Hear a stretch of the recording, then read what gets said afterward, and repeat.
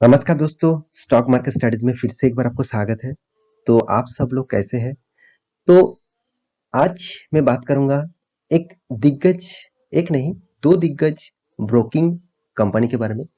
Broking मतलब आप जिस मान के चलिए आप आपका कोई भी कंपनी के ऊपर डीमैट अकाउंट है, तो आप कोई ना कोई ब्रोकिंग फर्म के ऊपर डीमैट अकाउंट बनाए हैं। तो आज दो स्टॉक मार्केट में लिस्टिंग हुआ दो कंपनी के बारे में बात करूंगा। एक है, आपने देख देख चुके ही होंगे। एक है एंजल वन, जिसको पहले एंजल ब्रोकिंग नाम से जाना जाता था, अभी वो एंजल वन हो गया। और दूसरा है मोतीलाल ओसवाल। तो ये दोनों ही एक पुराना कंपनी है। मोतीलाल ओसवाल तो बहुत पुराना कंपनी है और 2000 अराउंड देखा जाए 2007 से कंपनी लिस्टिंग है स्टॉक मार्केट में। और एंजल ब्रोकिंग जो है वो देखा जाए तो अभी 1 साल मार्केट में आया है, मतलब स्टॉक मार्केट में लिस्टिंग हुआ 1 साल हुआ है। तो इस दोनों कंपनी में आज मैं डिटेल्स में बात करूंगा, कौन सा कंपनी बेस्ट रहेगा और फ्यूचर के लिए कौन सा कंपनी आपको अच्छा खासा रिटर्न दे सकते हैं। तो वीडियो को पूरा देखिए, बहुत इंफॉर्मेशन इस वीडियो के माध्यम से मैं आपको देने वाला हूँ। तो इंफॉर्मेशन कलेक्ट करना आपके लिए बहुत फायदेमंद होगा। मैं बार बार आपको बोलता हूँ, देखिए मैं स्टॉक मार्केट में जब पहले नए आए थे तब मैं बहुत सारे लॉसेस किए थे। तब तब क्योंकि मेरे पास उतना नॉलेज नहीं था। मैं जो स्टॉक भागते थे उसी के ऊपर निवेश कर देते थे और भाग उसके बाद उसी टाइम से स्टॉक गिर जाते थे और मुझे लॉस होता था। तो यही मैं बात आपको सिखाना चाहता हूँ कि आप इस तरीके से गलती मत करिएगा। देखिए आप मेरे बात मान भी सकते हैं, ना भी मानिए। एक टाइम आपको जरूर लगेगा कि हाँ, स्टॉक में अगर रिसर्च कर लेते होते तो इस तरीके से लॉसेस नहीं होता। तो देखिए आप किसी का भी वीडियो देखिए, उस वीडियो से आपको कुछ इन्फॉर्मेशन मिले तो ऑब्वियसली आप उस कंपनी के ऊपर इन्वेस्ट करने से पहले थोड़ा सा इन्फॉर्मेशन जरूर ले लीजिए। थोड़ा सा नहीं, जितना ज़्यादा इन्फॉर्मेशन मिले उतना ही लेते जाइए। और एक चीज़ मैं ज़रूर कहूँगा, आज मैं दो दिग्गज ब्रोकिंग फर्म कंपनी के बारे में बात करूँगा।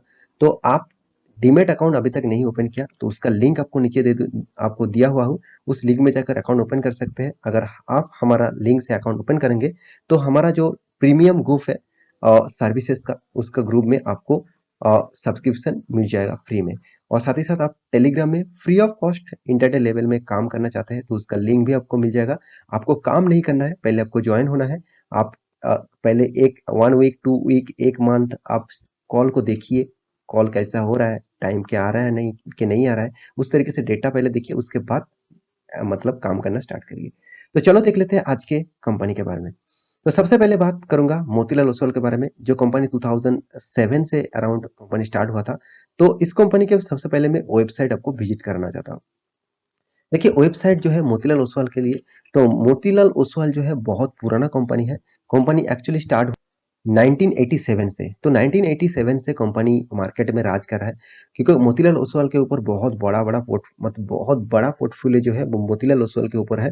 क्योंकि दिग्गज इन्वेस्टर मोतीलाल ओसवाल को एक अच्छा एक सिक्योरिटी जगह मानते हैं इन्वेस्टमेंट करने के लिए। तो इसका जो अलग अलग सेक्टर है, जो कंपनी बिजनेस सेक्टर है, आप देख सकते हैं मोतीलाल ओसवाल का फाइनेंशियल सर्विसेज है और ब्रोकिंग एंड डिस्ट्रीब्यूशन कंपनी है। साथ ही एसेट मैनेजमेंट के ऊपर भी काम करते हैं, प्राइवेट प्राइवेट वेल्थ के लिए काम करते हैं। और यहाँ पे देखिए इन्वेस्टमेंट ब्रोकिंग के लिए काम करते हैं, प्राइवेट इक्विटीज के लिए काम करते हैं। यहाँ पे देखिए इनिशियल इक्विटीज के ऊपर काम करते हैं, होम फाइनेंस के ऊपर काम करते हैं। तो देखा जाए तो ये एक एनबीएफसी भी है, एक ब्रोकिंग फर्म भी है। तो इस टाइप कंपनी बहुत दिनों से चले आए हैं और अच्छा खासा काम भी कर रहे हैं। तो अभी देखते हैं कंपनी के फाइनेंशियल रिपोर्ट के ऊपर। तो सबसे पहले मैं फाइनेंशियल रिपोर्ट के ऊपर आ चुका हूँ। कंपनी एक स्मॉल कैप टाइप कंपनी है, 13,500 करोड़ का मार्केट कैप है। और यहाँ पे कंपनी देखिए पीयूसी जो है वो 9.37 है। कंपनी का return of equity, return of capital employed आपको दोनों ही शानदार लेवल में देखने को मिलेगा।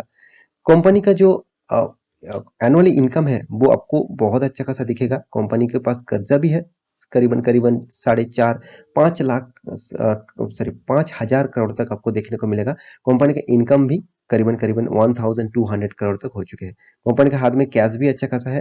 कंपनी के जो डेटर्स डे है वो 92 डेज है और अर्निंग पर शेयर मुझे अच्छा खासा लगा, 98 रुपीज अर्निंग हो रहा है। तो कंपनी का फाइनेंशियल रिपोर्ट के बारे में बात करूं तो कंपनी का फाइनेंशियल रिपोर्ट में डायरेक्ट आपको ईयरली बेसिस दिखा देता हूं। देखिए ईयरली कंपनी का अच्छा खासा सेल्स को यहाँ पे मेंटेन किया। कंपनी एक्सपेंस भी बहुत कम किया, 50% कंपनी का एक्सपेंस कम किया। कंपनी का इंटरेस्ट भी पे करना पड़ा, तो इसलिए कंपनी का मार्जिन थोड़ा सा कम हो गया। जिस तरीके से एक्सपेंस हुआ था उसके हिसाब से कंपनी का अर्निंग ज़्यादा होना चाहिए था, मगर कंपनी का इंटरेस्ट ज़्यादा पे करना पड़ा, तो इसीलिए कंपनी का प्रॉफिट रेशियो कम हो गया। तो फिर भी देखिए कंपनी हर साल में प्रॉफिट को ग्रोथ करा रहा है, यही एक बड़ी बात होती है। कंपनी आपको रिटर्न हमेशा दिया, कभी भी लॉस नहीं दिया। 5 साल में थोड़ा सा कम रिटर्न दिया, 3% चलो वो भी ठीक है।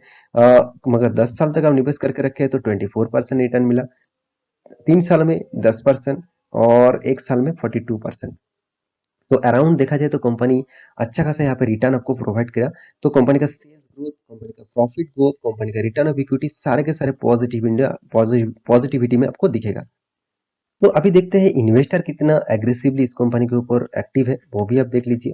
प्रोमोटर जो 70% होल्डिंग रखते हैं, एफआईएस ने भी अच्छा खासा माल उठा के रखा 10%, मगर डीआईएस उतना खास यहाँ पे इन्वेस्टमेंट नहीं किया, मात्र चलो 3% आप बोल सकते हैं। तो पब्लिक देखिए 16% से इन्वेस्ट करके रखा।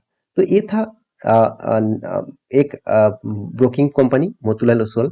और दूसरा जो कंपनी है वो भी और एक कंपनी है, वो है एंजल वन।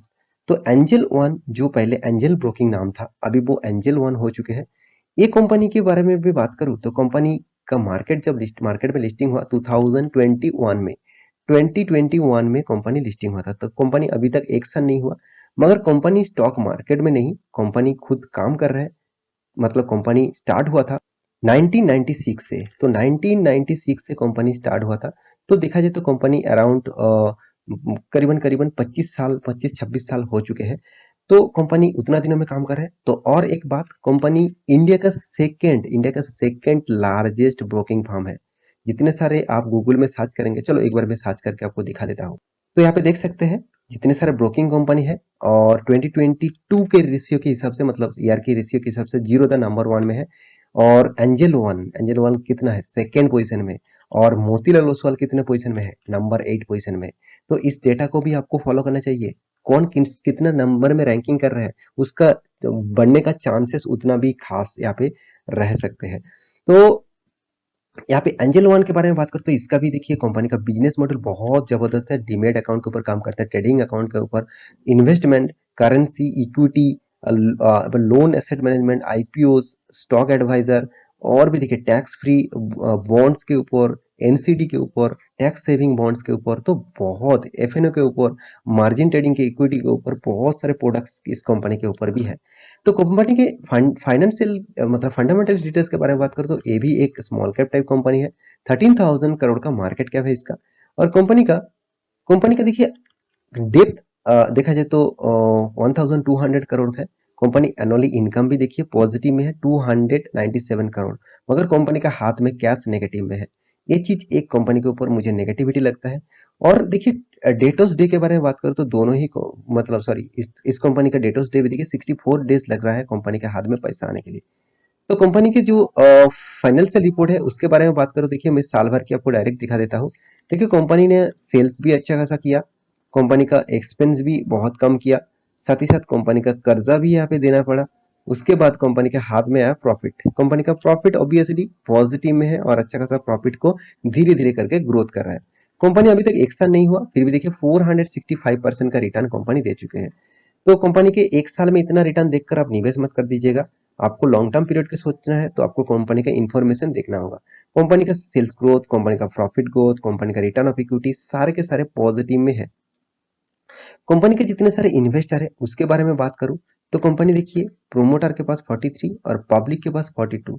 बाकी एफआईएस और डीआईएस यहाँ पे उतना एग्रेसिवली इन्वेस्ट नहीं करके रखा। तो इस बात को भी आपको ध्यान में रखना है, क्योंकि पब्लिक जिस कंपनी के ऊपर ज्यादा एक्टिव है और इंस्टीट्यूशन जिस कंपनी के ऊपर एक्टिव नहीं है, आप सोच लेना उस कंपनी के ऊपर थोड़ा सा फ्यूचर में इशू आ सकता है। देखिए मैं नहीं कह रहा हूँ कि कंपनी डूब जाएगा, कंपनी खराब हो जाएगा, कंपनी बर्बाद हो जाएगा, इस तरीके से बात मैं नहीं करूंगा। कंपनी के थोड़ा सा नेगेटिविटी तो जरूर है। तो अभी अभी इस दोनों कंपनी में आपको कौन सा कंपनी चूज करना चाहिए उसके बारे में बात करूंगा। तो पहले मोतीलाल ओसवाल का जो चार्ट पैटर्न है उसके बारे में बात करूं तो कंपनी का चार्ट पैटर्न आप देख सकते हैं कितना टॉप लेवल में गया, उसके बाद किस तरीके से गिरावट हुआ। देखिए कोरोना के सिचुएशन में कंपनी को और भी तेजी दिखाना था, क्योंकि इसी टाइम पीरियड में सबसे ज्यादा डीमेट अकाउंट ओपन हुआ और सबसे ज्यादा इन्वेस्टमेंट धीरे धीरे करके बढ़ना स्टार्ट हुआ। तो मुझे लगता है मोतीलाल ओसवाल पुराना कंपनी के होने के नाते भी कंपनी उस तरीके से पोटेंशियल नहीं रखते हैं जिस तरीके से पोटेंशियल होना चाहिए। फिर भी देखिए कंपनी पुराना है, कंपनी का बिजनेस अच्छा खासा हो रहा है, फिलहाल के लिए हो रहा है, तो बाद में क्या होगा वो तो बात की बात है। मगर रैंकिंग के हिसाब से मोतीलाल ओसवाल बहुत पीछे चला गया। और आप देखेंगे तो एंजल ब्रोकिंग का चार्ट पैटर्न आप देखेंगे तो अभी तो फिलहाल के लिए मार्केट में आया है, फिर भी देखिए वो बहुत अच्छा खासा रिटर्न यहाँ पे कंपनी आपको दे चुके हैं। और एंजल वन आपको फ्यूचर में थोड़ा सा पोटेंशियल दे सकते हैं क्योंकि कंपनी का 25 ईयर्स का ट्रस्टेड है और साथ ही साथ कंपनी का number one stock booking house भी यहाँ पे कंपनी यहाँ पे बता रहा है। तो देखिए कोई मतलब कंपनी खुद के बारे में तो बुरा नहीं कहेंगे, हमेशा अच्छा ही कहेंगे। तो मेरे हिसाब से दोनों कंपनी ठीक ठाक है, मगर इन्वेस्टमेंट के लिए मैं जरूर कहूंगा इस टाइप कंपनी के ऊपर इन्वेस्टमेंट करने से पहले एक बार स्टडी जरूर करना। और इन्वेस्टमेंट करना ही है तो छोटा मोटा अमाउंट लगाइए और यहाँ पे एसआईपी मत करिए। यहाँ पे लमसम इन्वेस्ट कर दीजिए, मतलब एट ए टाइम इन्वेस्ट कर दीजिए। मान के चलिए आप 10,000 के 15,000 रुपया इन्वेस्ट करना चाहते हैं तो एट ए टाइम इन्वेस्ट करके छोड़ दीजिए, इसके दोबारा इन्वेस्ट मत करिएगा। आप देखना किस तरीके से वो मूव कर रहा है। और एसआईपी आपको करना है तो दूसरा कंपनी को चूज करिए, बहुत और भी कोई कंपनी है जिसके ऊपर आप चूज कर सकते हैं, जो लार्ज कैप कंपनी है उसके ऊपर एक अच्छा खासा आपको रिटर्न मिल सकता है। तो आशा करता हूँ सारी जानकारी आपको मिल चुका है। तो मेरे वीडियो अच्छा लगे तो लाइक करना, दोस्तों के साथ शेयर करना और चैनल को सब्सक्राइब भी करना। मिलते हैं नेक्स्ट टॉक लेके, तब तक के लिए अच्छे से रहिए, अपने ख्याल रखिए। Bye bye.